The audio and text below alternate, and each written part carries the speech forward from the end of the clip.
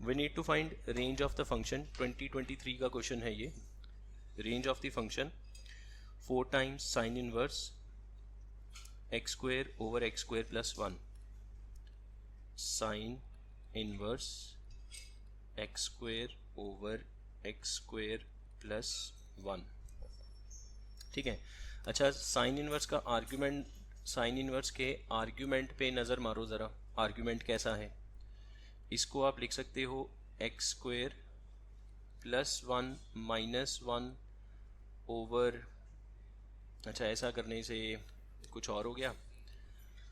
हम ये देख सकते हैं कि ये साइन इनवर्स का आर्ग्यूमेंट किस तरफ जाएगा। ये साइन इनवर्स का आर्ग्यूमेंट, अगर मैं एक्स को ज़ीरो कर दूं तो ज़ीरो आएगा।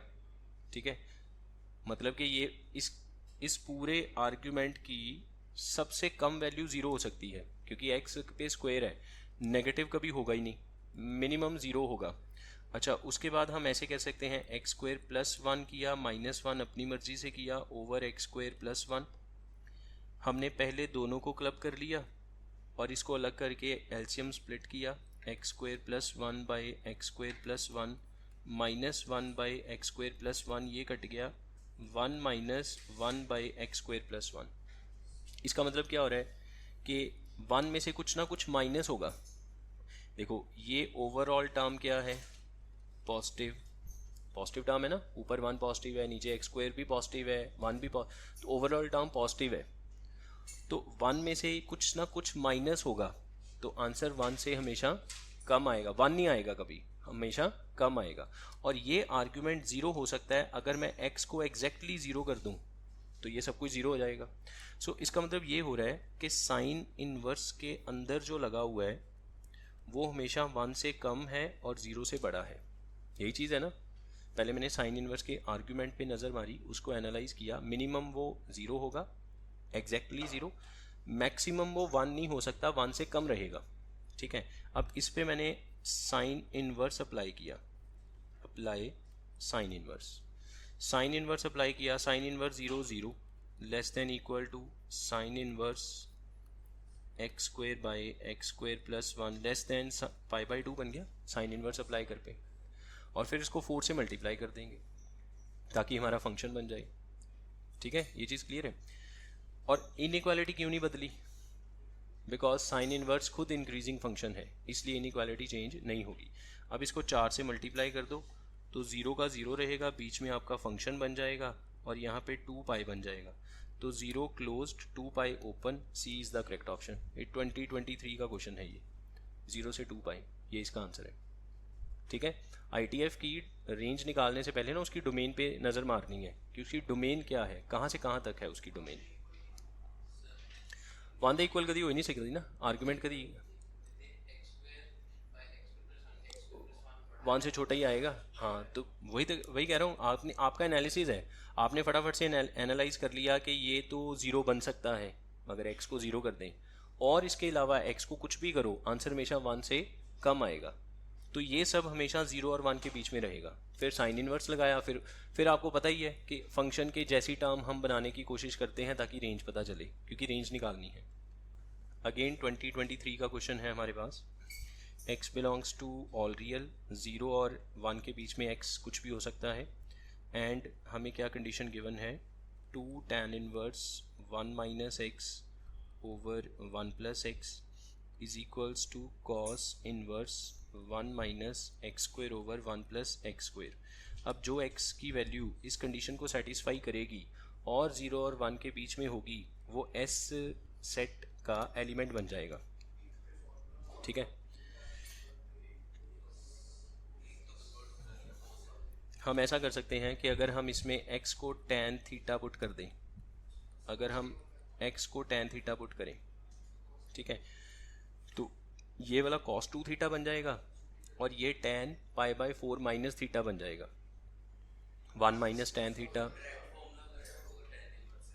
डायरेक्ट फॉर्मूला लगा लो 2 tan इनवर्स x का, पर ऐसा करने से ना आपका सीधा ही tan इनवर्स कट गया, सीधा ही tan इनवर्स कट जाएगा, क्योंकि आपका यहाँ पे फॉर्मूला बन जाएगा tan inverse 1 minus tan theta over 1 plus tan theta. आप फॉर्मूला लगा लो 2 tan इनवर्स x का cos इनवर्स की फॉर्म में, तो cos इनवर्स दोनों तरफ से कट जाएगा तो भी सेम एक्सप्रेशन आ जाएगा। ऐसे कर लो, ऐसे करना चाहते हो ऐसे आपका ज़रा ये थोड़ा जल्दी सॉल्व हो जाएगा। तो यहाँ से क्या बनेगा, cos इनवर्स cos 2 थीटा। अच्छा, x की वैल्यू क्या है, x की वैल्यू 0 और 1 के बीच में है, 0 less then x less than 1। यहाँ से x कितना आएगा, थीटा कितना आएगा, tan inverse x is equal to theta यही आएगा। इस पे अगर मैं tan इनवर्स अप्लाई करूं, tan इनवर्स अप्लाई करें तो tan इनवर्स कौन सा फंक्शन है, इंक्रीजिंग, tan इनवर्स इंक्रीजिंग है। tan inverse 0 0, tan inverse x will be theta और tan inverse 1 will be pi by 4। तो थीटा की वैल्यू 0 और पाई बाई 4 के बीच में रहनी चाहिए, थीटा की वैल्यू 0 और पाई बाई 4 के बीच में रहेगी, बिकॉज हमें x गिवन है, x के ऊपर हमने tan इनवर्स लगा दिया। tan इनवर्स इंक्रीजिंग फंक्शन है, इनइक्वालिटी चेंज नहीं होगी, तो मुझे थीटा की वैल्यू पता चल गई, इस बीच में आएगी। अब यहाँ से ये बन गया 2 tan inverse tan pi by 4 minus theta, और यहाँ से cos इनवर्स कटेगा। अच्छा, आप देखो थीटा की वैल्यू निकालने की ज़रूरत क्यों पड़ी, अगर मैं कहूँ यहाँ पे cos इनवर्स को कट करेगा, आंसर आएगा 2 थीटा, तो twice of theta cos inverse की रेंज में आना चाहिए। तो थीटा मैक्सिमम से मैक्सिमम पाई बाई 4 है, डबल करने से पाई बाई 2 हो जाएगा, तो cos इनवर्स की रेंज में आ जाएगा।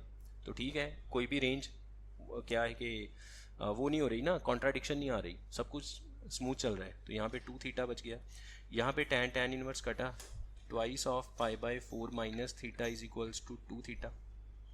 तो थीटा मिल जाएगा मुझे यहाँ से, जो थीटा है वही सेट एस का एलिमेंट है, क्योंकि हमने x की जगह थीटा फाइंड आउट करना शुरू कर दिया ना, और थीटा की रेंज ये है, इसके बीच में थीटा मिलना चाहिए। अगर इसे बाहर आया तो थीटा एक्सेप्टेबल नहीं होगा।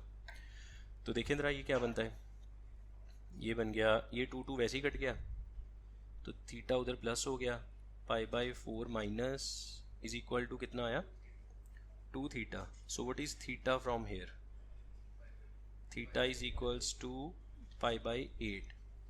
तो थीटा तो पाई बाई 8 आ गया। अच्छा, अब एलिमेंट जो है वो x है, तो अब मुझे x ढूंढना होगा। अच्छा, क्या हमारा थीटा रेंज में आ गया, पाई बाई 4 से कम आ गया, मतलब थीटा एक्सेप्टेबल है, तो इस थीटा से मुझे x मिल जाएगा। Therefore x is equal to tan pi by 8, tan theta, theta is pi by 8। Now what is tan pi by 8, tan pi by 8 basically half of tan pi by 4। तो अगर मैं tan theta का half angle formula लगाऊं, तो अगर मैं theta की जगह यहाँ पे, अगर मैं यहाँ पे थीटा की जगह पाई बाई 4 कर दूं, तो यहाँ पे क्या आ जाएगा, पाई बाई 8 आ जाएगा, यहाँ पे भी पाई बाई 8 आ जाएगा। ये वो होता है 1 is equal to 2 into t लिखना शुरू कर देते हैं, 1 माइनस टी स्क्वेयर, ठीक है ना, सॉल्व करना थोड़ा आसान रहेगा। तो 1 minus t square is equal to twice of t, तो ये बन गया t square plus twice of t minus 1 is equal to 0। ये क्वाड्रेटिक बन गए in terms of t square, in terms of t. और टी क्या है, t is tan pi by 8, वही तो मैं ढूंढना चाहता हूँ यहाँ पे, उसी के लिए तो रुका हुआ हूँ। तो सॉल्व करते हैं इसको आगे, t is equal to minus of b plus minus under root of b square minus 4ac divide by 2a, ठीक है। तो ये बन गया -2 प्लस -2 का स्क्वायर 4 प्लस 4 डिवाइड बाई 2, तो -2 प्लस -2 रूट 2 बाई 2। तो t की दो वैल्यूज आ गई, -1 प्लस माइनस रूट 2। अब पाई बाई 8 फर्स्ट क्वाड्रेंट का एंगल है, नेगेटिव आंसर आ नहीं सकता। tan of something can not give negative value, because वो जो समथिंग है वो फर्स्ट क्वाड्रेंट में है। तो इसका मतलब इसका आंसर क्या आया, √2 - 1, ओनली एक आंसर। और यही तो है हमारा x, यही तो x था, x is equal to tan theta.